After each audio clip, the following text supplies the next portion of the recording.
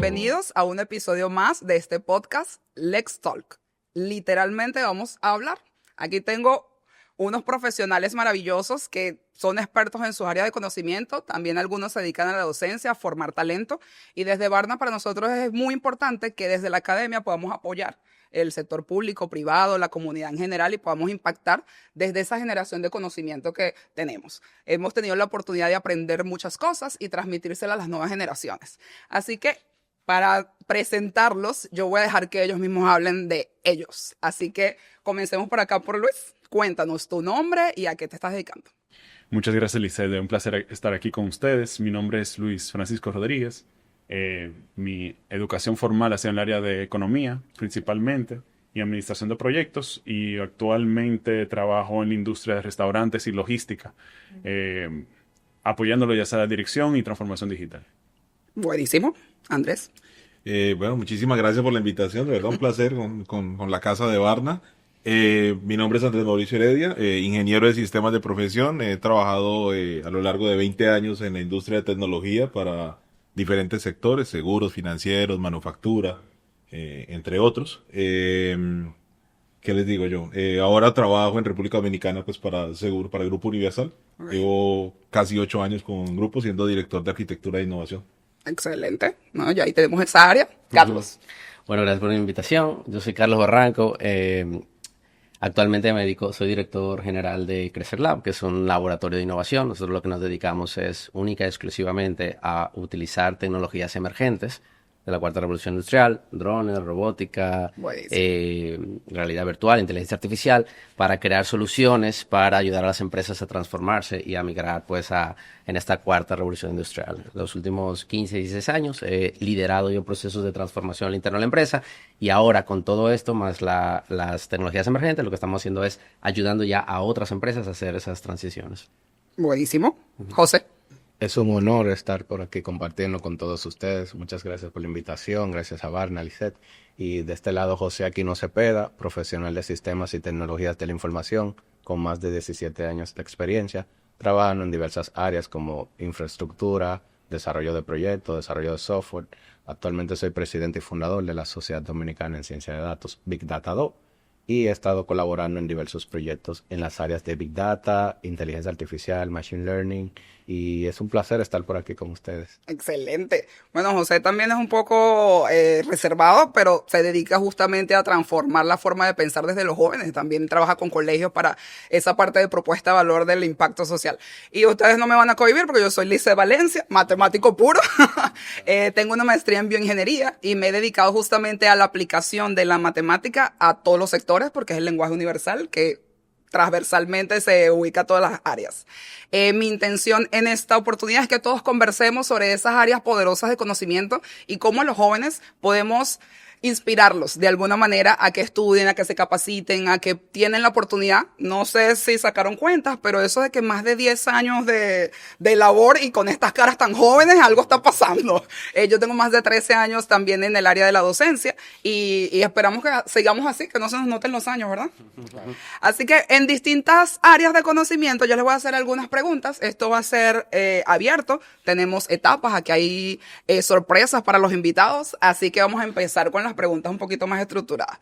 Carlos, ¿qué habilidades crees que son más necesarias hoy para formar la innovación o tratar de que las empresas sean más innovadoras? ¿Qué está detrás de la academia? ¿Qué está sucediendo con esas mentes que has tenido esos retos? ¿Qué es lo que tendría uno que estudiar o a qué áreas dedicarse para decir que, cónchale, en las empresas estamos innovando?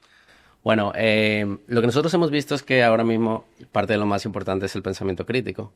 La capacidad que puedan tener los jóvenes de repensar las cosas, porque la innovación es precisamente eso, es verlo desde una perspectiva diferente. Y a veces, pues, las empresas están muy diseñadas y muy estructuradas para no salirse de una forma de hacer las cosas, para mitigar error, lo que van aprendiendo y definen procesos, tú te los aprendes y no te salgas de ahí. La innovación es diferente a eso. La innovación es, ok, vamos a verlo desde una perspectiva diferente. Entonces, si el joven no tiene, o el profesional no tiene esa capacidad de poder repensar las cosas o cuestionarse por qué hago lo que hago, el interés científico, por qué sucede esto, por qué, de dónde surgen los relámpagos, esa capacidad de poder cuestionarse, curiosidad, es lo que ahora mismo se necesita, y más ahora en esta etapa del mundo donde ya hay tantísimas herramientas que pueden ayudarnos a resolver los problemas rápidamente. Lo más importante es poder entender el problema, cuestionarlos y tener el interés y la vocación de llegar a él, porque aparte de la innovación, uno puede fallar muchas veces, 7, 8, 10, 15 veces, eso es una particularidad. Entonces tú tienes que tener la capacidad de verdad quiero resolver este problema, no importa las veces que falle. Entonces también la resiliencia y la determinación son cosas como que clave en esta época. Mucha información en pocos segundos, ¿verdad? Totalmente de acuerdo. Es impresionante cómo te tienes que preparar para estar en el lugar adecuado para comenzar a impactar y a mejorar desde el área que cada uno de nosotros pueda tocar. Justamente por ahí, Luis, la pregunta va para ti, que justamente te toca, que has estudiado y que has sido muy bueno en tus estudios, porque él no lo mencionó, pero tiene sus honores por ahí, en el sentido de, en el área que tú te dedicas, o sea, qué tan importante es formarse, porque hay muchos tabúes en el sentido de que ya para qué estudiar, hay muchas herramientas, la tecnología lo hace todo, inteligencia artificial, pero tú que has estudiado y que también te dedicas a la tecnología y que tienes esa mentalidad disruptiva, ¿cómo ves esa parte? O sea, ¿a qué se pueden dedicar? ¿Cómo pueden empezar los estudios? ¿O por qué es tan importante estudiar? Wow, una pregunta amplia y compleja. Podemos atacarle de muchísimos ángulos. El primer factor que hay que reconocer que no se va a eliminar de la educación formal es la curación de la educación. Definitivamente el tú poder seleccionar diferentes temas que tengan una cadencia, que tengan una experiencia muy diferente a ese autodidacta. Eso no le quita mérito a aprender por su cuenta, pero esa curación es un trabajo crucial que tienen que hacer cada una de las instituciones académicas. Eso yo no lo subvaloraría de ninguna manera. La segunda tiene que ver el tú poder crear un ambiente colaborativo de aprendizaje, de intercambio de ideas entre personas. Cada vez más, o sea, el ser humano es una persona, es un ente social y tiene que aprender de manera social. Y muchas veces se nos olvida con tanta tecnología, que soy pro tecnología todo el tiempo, inclusive en programas de Learning Management Systems y ese tipo de plataformas de autogestión. En el mundo empresarial todavía estamos viendo un 70% de aprendizaje y que es on the job, que es en el trabajo, y un 20% que es social. O sea que fuera de eso, todavía la educación formal nos da esa oportunidad de aprender socialmente y de manera estructurada. O sea, ir a un salón de clase, el aprendizaje colectivo, las ideas de los demás, importantísimo, porque muchos quieren aprender desde casa, pero aprendes tú solo y no compartes con otros.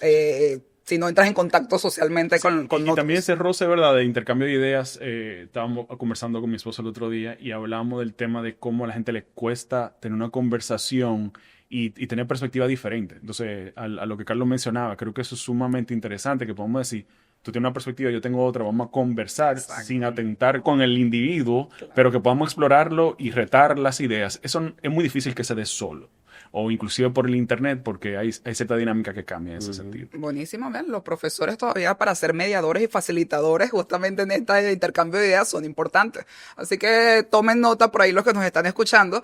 Es importante estudiar y sobre todo con otros. Buenísimo eso. José, hablando justamente de los estudios, esa área tan técnica, Big Data, que muchos de una vez ven matemática, estadística, los números, hasta álgebra lineal, que no es común en la mayoría de las carreras.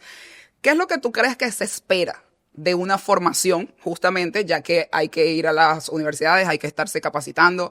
¿Qué es lo que tú esperarías que se forme en esas personas que están estudiando estas áreas? ¿Qué es lo que más o menos consideras que es necesario para dedicarte a eso?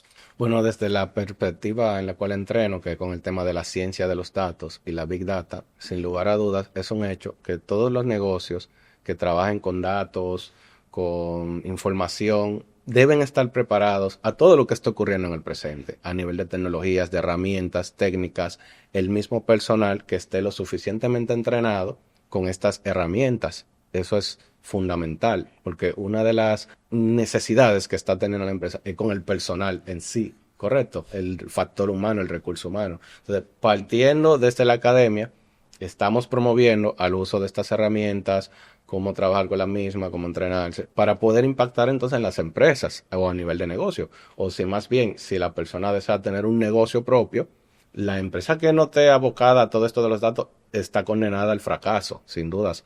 Todos los negocios, las grandes empresas, casos de uso, YouTube, Facebook, Google, etcétera, están trabajando con uno de los activos más preciados, que son los datos, la información. Entonces, ¿por qué no, desde el punto de vista más profundo, más técnico, aprender detrás de todas estas técnicas, estas metodologías, estas herramientas? No solo verla como un simple usuario.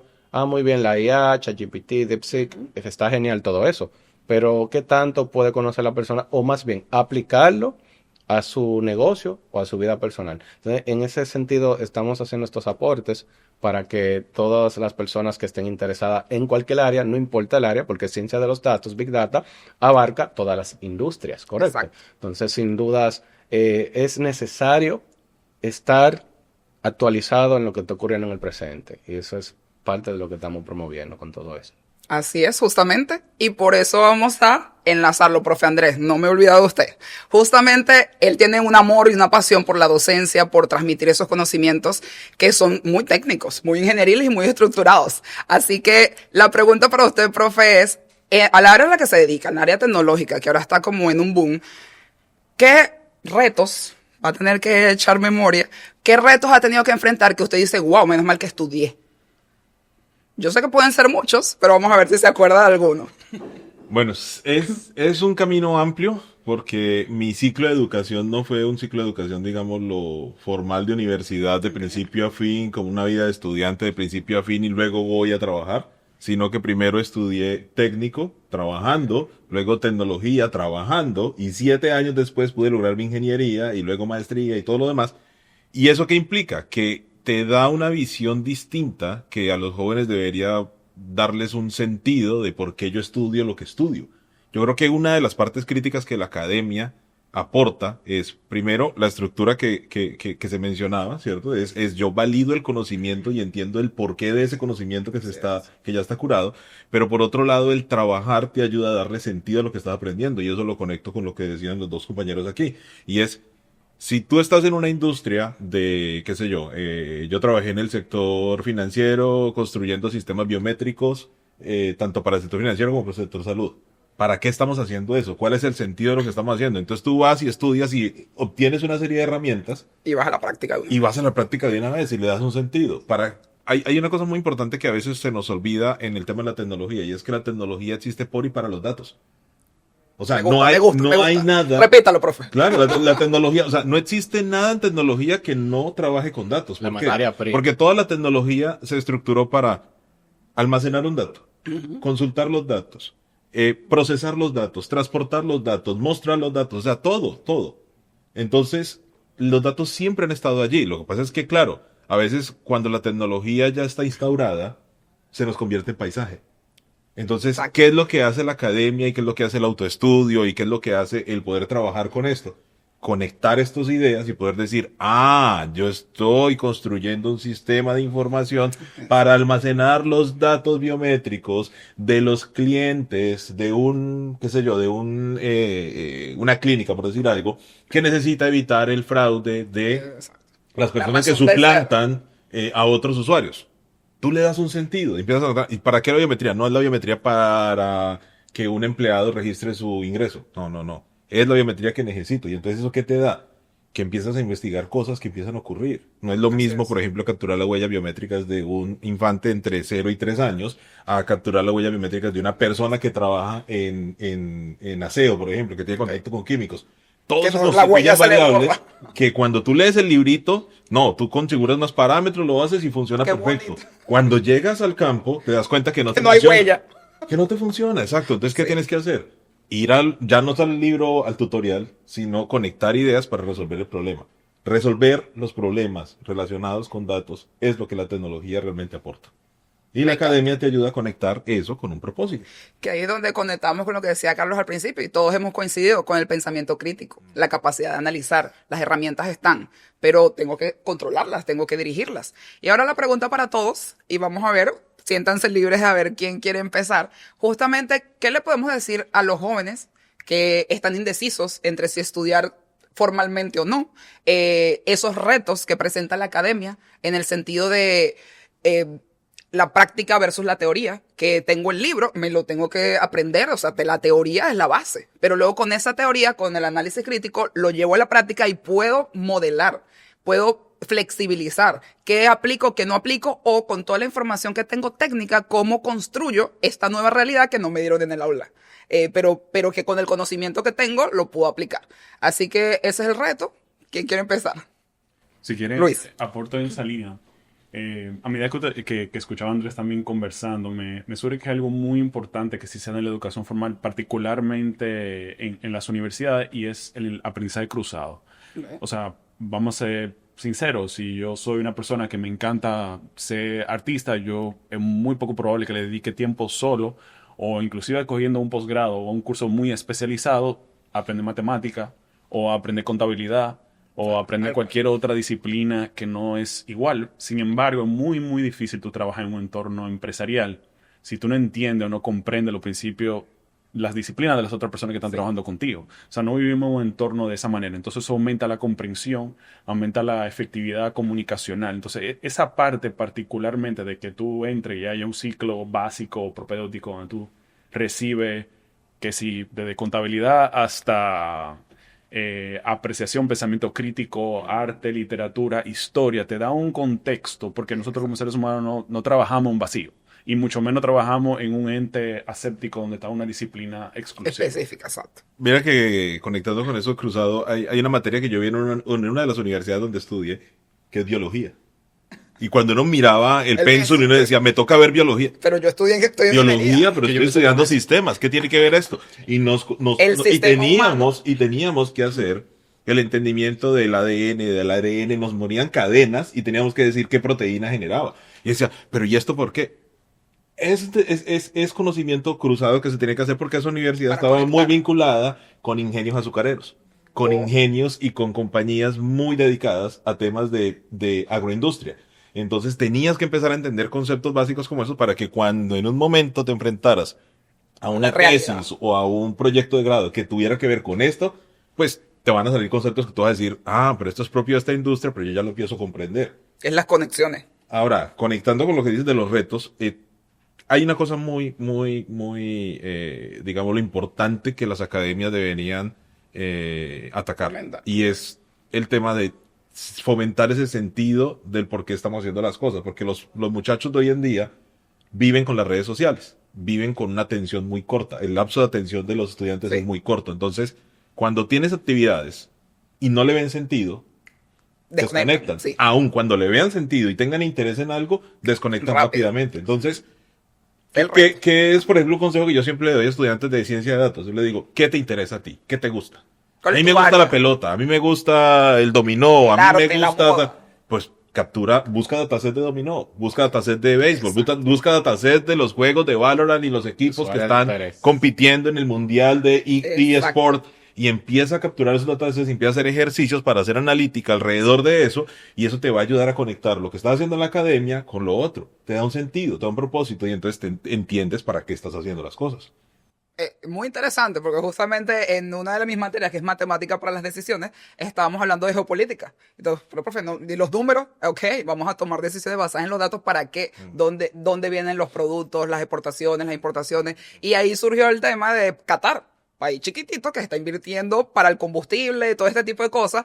Y entonces, justamente yo le digo, no fue casualidad que el Mundial de Fútbol fuera por ahí. Entonces, claro, los deportistas y ahí se van conectando, pero eso es un reto. Así que cuéntame ustedes, a ver.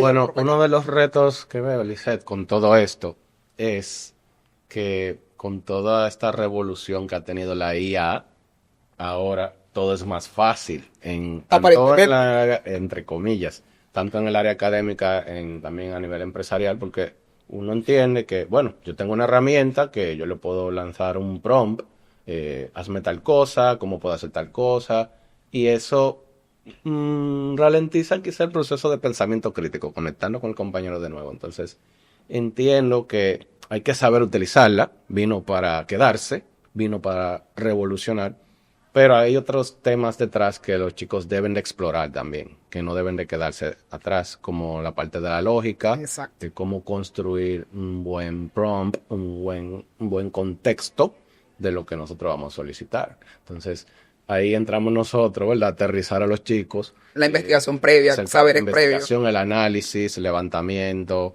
Y hay una serie de pasos detrás que no es que te lo enseñan mágicamente la IA. Exacto. No, pero eso es un reto, así que qué bueno que estamos hablando de esto sobre la mesa. Carlos. Bueno, para mí, fuera de ya, creo que han abordado bastante bien todo el tema conceptual, teórico, porque hay que aprender diferentes disciplinas y que es necesario hacerlo así. Pero yo creo que hay un elemento real, que es el elemento social del valor de las acreditaciones.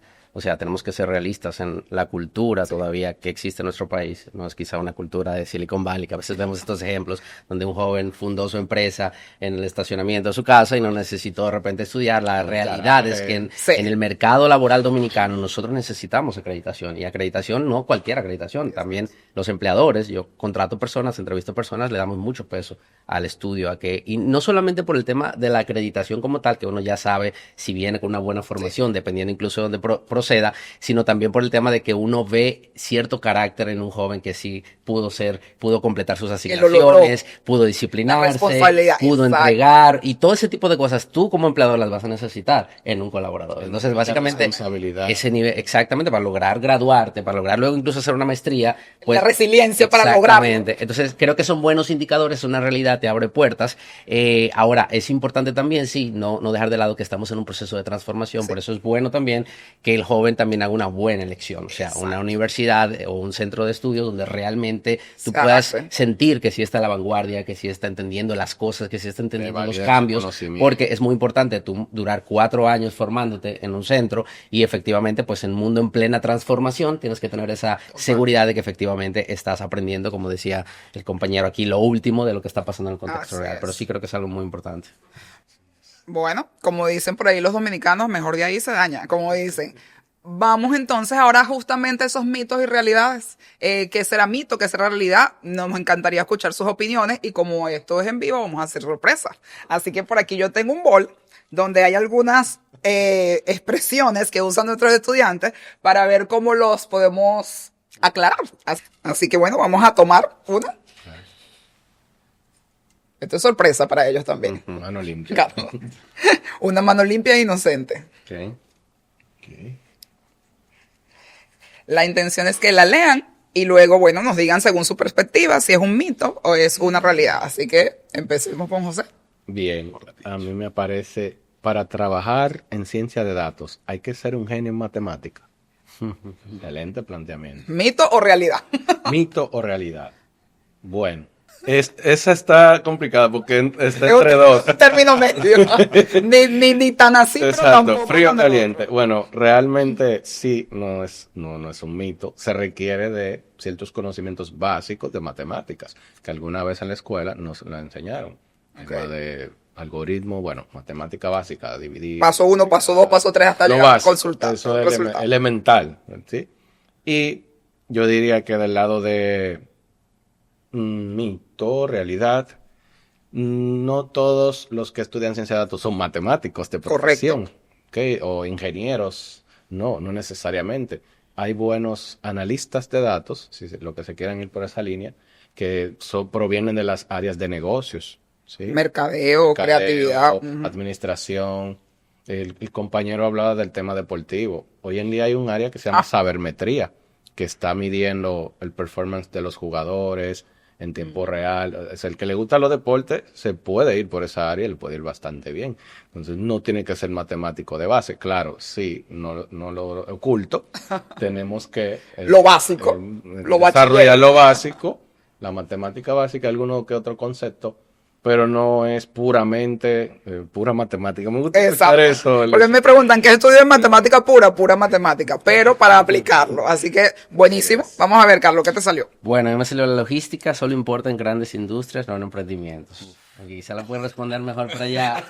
De una vez en la sola pelota, Luis. Bueno, la verdad es que hoy vivimos un mundo interconectado, complejo y colaborativo, en el sentido de que nadie hace, o sea, aún tú vas a comer en tu casa, tú vas a cocinar, alguien tuvo que preparar o sea, alguien tuvo que lograr que ese alimento llegara a un sitio donde tú luego fuiste y lo compraste.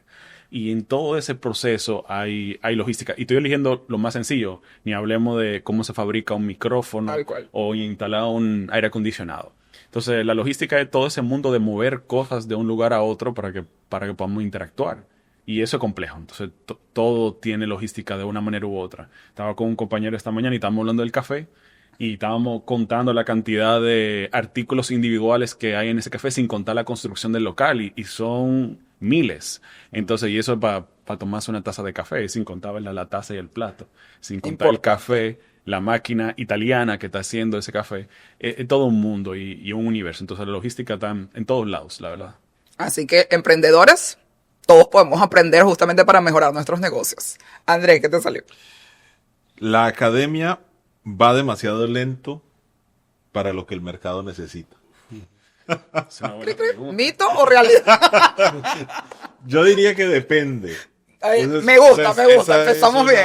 Es una respuesta típica de los arquitectos. Depende. Los arquitectos de Sí, tecnología. así uno media. ¿Por qué? Porque al igual que cualquier otra industria, la educación también tiene unos retos en términos de gestión, en términos de logística, de Innovación. actualización, de innovación y demás. Y depende mucho del centro, digámoslo, o de la intención y de la estrategia que tenga la universidad para mantenerse actualizada o no. Depende mucho del tipo de profesionales que busque la universidad y que contrate y qué tanta libertad tenga ese profesional para actualizar o para, digámoslo, extender un poquito el pensum, porque no vamos a cambiar el pensum que está registrado frente a las frente al Ministerio de Educación de cada país, pero sí debería haber una búsqueda continua de actualización por parte de los docentes para que los ejemplos, para que el contenido, La aplicabilidad. se pueda actualizar respecto al contexto que tenemos. Entonces, es entre mito y realidad, pero también depende de voluntades. Depende mucho de la voluntad de la universidad y depende mucho de la voluntad de los docentes y se están actualizando continuamente. Me gusta, buenísimo. Eso me recuerda a lo que mencionaba Carlos hace un momento, que depende de dónde fue la acreditación. Porque justamente muchos forman, pero no todos forman de la misma manera. Así que... Lizeth, ahí quisiera sumar en línea con lo que vinieron comentando. Hay un tema más que agregar en la educación formal y es la validación del conocimiento que se aprende. Sí. En un mundo donde nosotros tenemos acceso a prácticamente todos los conocimientos, hay muchas cosas que no son ciertas. Exacto. O que son parciales. O dependen del contexto. Depende del contexto o incluso O que cambian. Cambió. Wow, sí. O sea, a nivel educativo hubo más investigación y ya esto es más complicado que como se entendía. Exacto. Y eso va desde el fisiculturismo y la construcción de músculo en tu casa hasta la cocina. Hasta lo físico del átomo, que era la unidad más pequeña, hasta que se construyeron otros. No, pero una cosa muy sencilla. Esta semana tenía un estudiante que me preguntaba, profe, ¿todavía vale la pena estudiar R o no? Y yo le decía, bueno, R tiene la tendencia de que va disminuyendo su uso en la industria.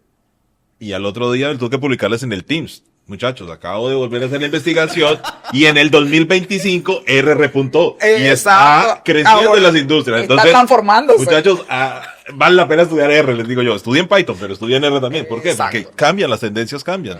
Este año cambió la tendencia, entonces Bueno, hay que actualizarse. es que justamente como lo mencionaba Luis, la parte, los que estudiaron mercadeo antes de la pandemia y ahora después, Sí. cambia. Por eso me gusta la parte matemática. No cambia. No cambia. Son 300 años de estudio en el sentido de que hay cosas que se adaptan y se aplican porque simplemente es un lenguaje y se va a adaptar dependiendo de lo que lo vas a practicar, a aplicar. Y hay información falsa también. Exacto. Que hay que debatir, que hay que cuestionar y que Ay, a mí era me cierto encanta. en el pasado, ya no es cierto. Exacto. O simplemente nunca fue cierto. O sea, ese de qué es realmente, y lo estamos viendo con todas las redes sociales y toda esta información y cual. todo el mundo es un auto. La democratización de la información, ahora uno puede hacer que validar. su validación. Buenísimo. ¿Qué te salió a ti, Luis? Bueno, justamente está alineado con esto. Todo lo que se aprende en la universidad se vuelve obsoleto en 5 años. Arranca, Carlos, tú con... Mito o realidad. No, pero me gustó, se la devolvió. Bueno, miren, la verdad es que hablando del tema incluso de la pregunta de ahorita, de si las universidades están un poco atrás, tenemos que ser realistas y es que la velocidad a la que están cambiando las cosas en la actualidad, prácticamente no solo universidades, sino también las propias empresas, muchas veces están quedando atrás. Porque la velocidad a la que cambian las cosas, antes para encontrar un gran descubrimiento o un avance significativo en tecnología, esperaban 5, 10 años, ahora es cuestión de meses. Los que seguimos temas de inteligencia artificial sabemos que a veces es semanas y días. O sea, a veces tú el viernes, el fin de semana yo no leo algo y el lunes me sorprendo todo lo que ha Así pasado. mismo. Entonces, llevarle el ritmo a esa velocidad. Creo que ahora precisamente el tema de innovación, de ponerlo como pilar estratégico, neurálgico, pero real, no solamente eslogan, sino algo realista, o esa capacidad pueden tener las empresas, la academia y los propios profesionales también, porque un profesional tú puedes salir el día cero con todo actualizado. En la mejor universidad. Y de ahí en adelante es tema tuyo, porque va a cambiar, la universidad te entregó los conocimientos, ahora, por eso es tan importante lo que hablamos ahorita, la estructura. Tú ya sales con un hambre de aprender, porque la universidad te lo enseñó. Tú sales con las herramientas para seguir aprendiendo, porque de ahí en adelante vas a seguir tú. Entonces, básicamente, creo que el tiempo que estamos viviendo, que es una revolución industrial significativa, no todas las generaciones le ha tocado vivir, la inteligencia artificial generativa y todo lo que está sucediendo, la verdad es que está siendo muy importante y hace prácticamente que tengamos que cambiar. Son temas, épocas importantes, interesantes de vivir, pero creo que sí, que la verdad es que las cosas cambian muy, muy pronto. Carlos, y no solamente aprender, es que sea aplicable a la industria, ¿no? Porque muchos de los chicos salen con su entrenamiento, pero vamos, o sea, ¿cómo lo van a aplicar? ¿Qué tan práctico es todo esto? Que eso es parte de la empresa, tienen parte de la tarea en desarrollar este personal, y la academia es un mix. A mí me encanta que todos ustedes sean docentes, porque justamente el reto, lo que tenemos los que estamos en el área académica, es justamente ese. Y yo creo que una de las habilidades más importantes en esta era es el desaprender.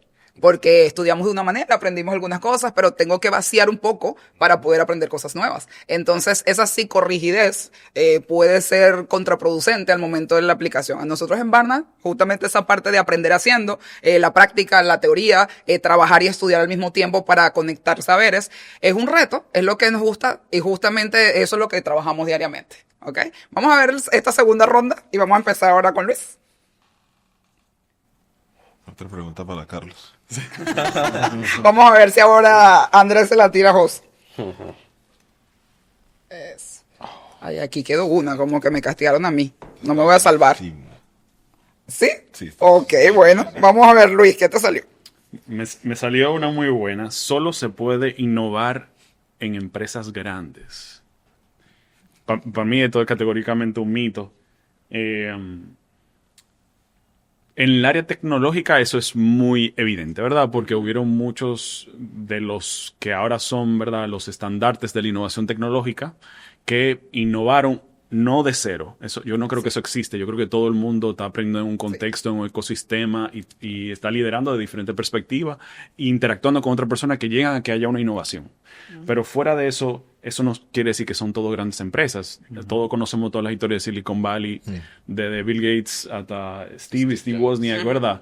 En garajes, pero también aquí, ¿verdad? En República Dominicana, o sea, lo estamos viendo. Hay una innovación, estábamos hablando del sargazo antes en la pausa. Hay innovaciones que se están dando en colegios, en empresas pequeñas, inclusive en ONGs, en otros casos, ¿verdad? O sea, hay proyectos colaborativos que se han dado que han sido de una innovación. Un ejemplo de Wikipedia que todavía se utiliza a pesar de sus... El tema de los chicos de la NASA que fueron estos días a representar el país. Entonces, claro, la empresa tiene presupuesto y cuando tiene una cultura de poder invertir en innovar, tiene un impacto tremendo en las organizaciones, en la sociedad. O sea, vamos a ser sinceros. Sí.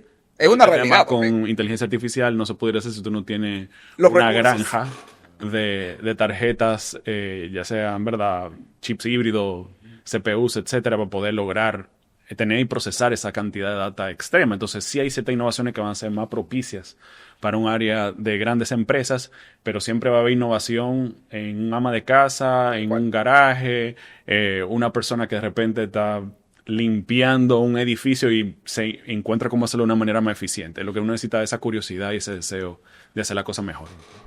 Buenísimo. Sin nada que agregar, yo creo. Andrés. Me salió una buenísima. La inteligencia artificial pronto reemplazará todos los trabajos. ¿Mito o realidad? Para mí es totalmente un mito. Pero no, Depende. pero no porque la inteligencia artificial no haya avanzado ni siga avanzando en unos niveles exponenciales donde las capacidades que tiene cada día son más impresionantes. Yo soy súper fan de la inteligencia artificial como una interfaz hacia la realidad para los humanos, sino que es una cosa que de pronto hablamos mucho entre colegas y con los mismos estudiantes, y no es la inteligencia artificial per se. La inteligencia artificial es una herramienta, como cualquier otra de las herramientas que hemos tenido en Una calculadora, un en teléfono. cualquiera de las una evoluciones computadora. de la sociedad humana. Sino que es quien sabe utilizar la inteligencia artificial, es el que va realmente a reemplazarte rápidamente. Porque hay demasiadas ayudas que la inteligencia artificial está generando. Sí. La más básica de la inteligencia generativa, ¿no? La generación de texto, que es lo que hace que haya tenido este boom, ¿no? La generación de texto. Pero, ¿cómo tú estás aplicando eso? Exacto. ¿Cómo una persona, justamente conectando con la innovación, dice, pero espérate, yo puedo generar un material para hacer un curso, para hacer tal cosa, para hacer un resumen, para conectarlo con esto, conectó con unas librerías de las que ya existen para audio, procesó el audio con eso y generó algo súper rápido. Y el otro, no, yo estoy haciendo aquí mis apuntes y estoy haciendo esto. Entonces, ¿quién te Lo reemplaza? felicitamos. Claro, ¿quién te reemplaza? Te reemplaza El que lo hizo el más que lo rápido. aplica de una manera innovadora para resolver otros problemas en escenarios que tal vez ni siquiera quienes hubiesen pensado. pensaron en los modelos de inteligencia artificial pensaron que se podía aplicar. Entonces, Así es. eso. Eso me recuerda una frase de Forbes Latinoamérica que dice que la inteligencia artificial no va a reemplazar a los colaboradores, sino a los colaboradores que no la sepan usar. Exacto. O a transformar sus Tal trabajos. cual. Y Para- no solo colaboradores. es que hay que recordar la Ejecutivos. herramienta. Porque Sí, a todos. hablamos mucho de eso, pero siempre, pero hay una frase que se han hablado mucho de eso y es, no es el ejecutivo que vas a reemplazar todo tu personal.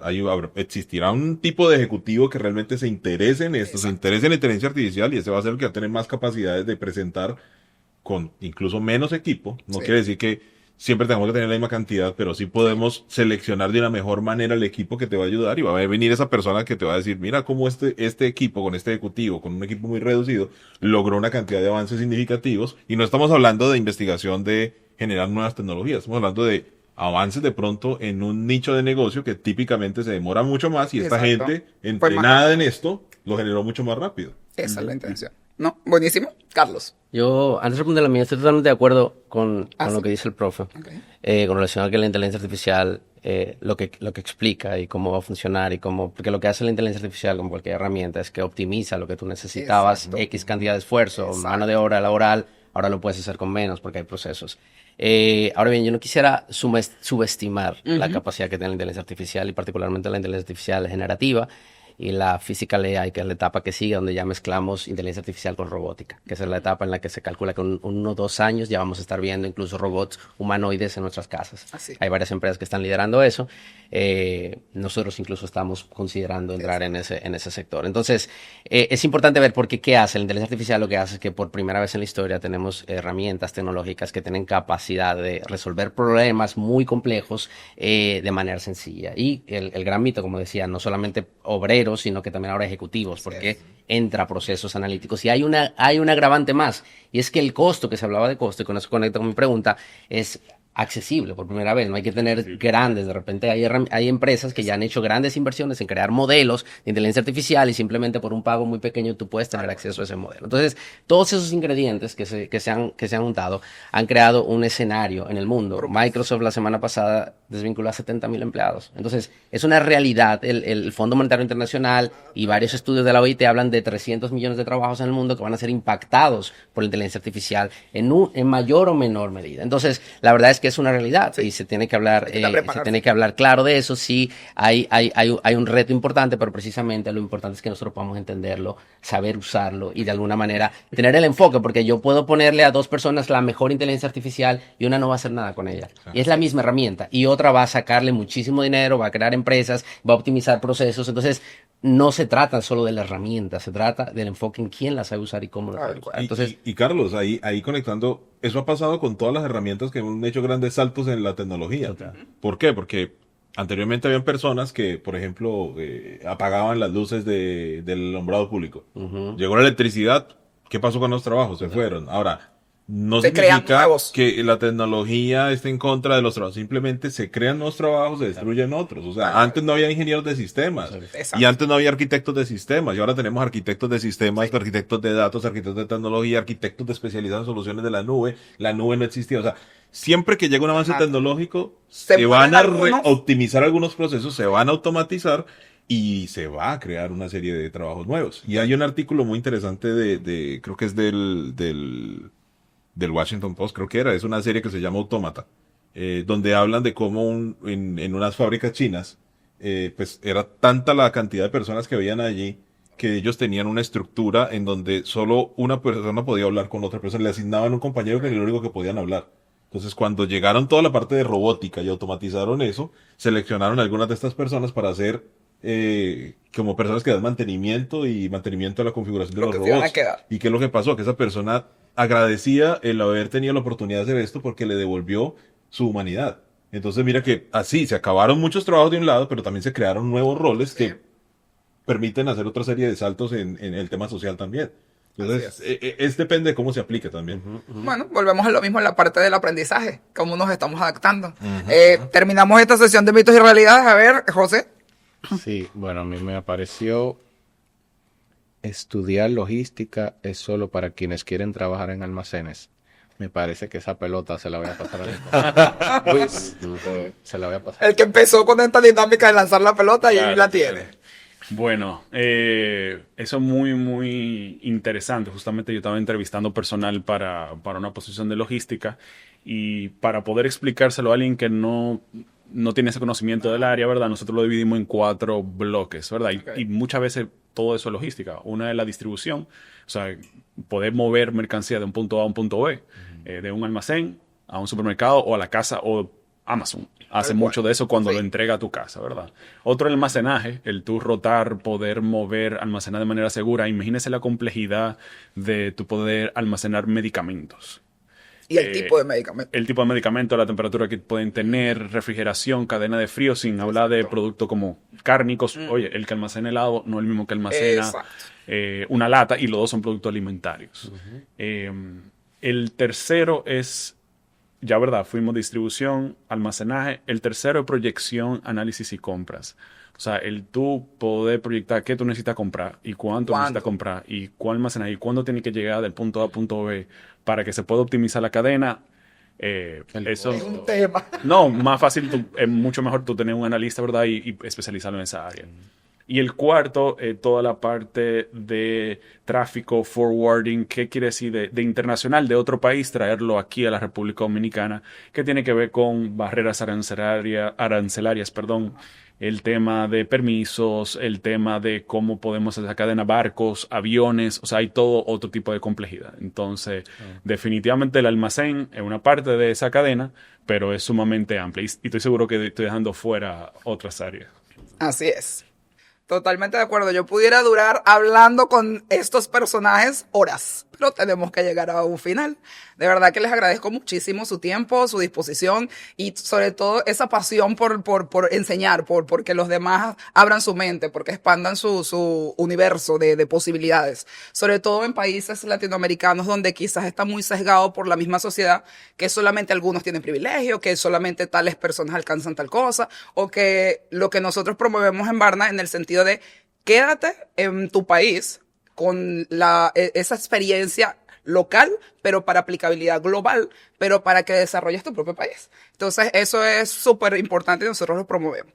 Para cerrar, piensen en una de esas frases que quieren dejar de mensaje a esos jóvenes, pero también quizás algunos empresarios que nos están escuchando, que necesitan ese clic para que justamente nosotros desde la academia podamos aportar a mejorar y a desarrollar la República Dominicana. Entonces piensen, es un reto, porque yo sé que van a querer decir muchas cosas, y mientras ustedes piensan, no crean que se me olvidó que a mí me tocó un papelito, que uno de los mitos o realidades, no necesitas títulos si sabes usar herramientas digitales.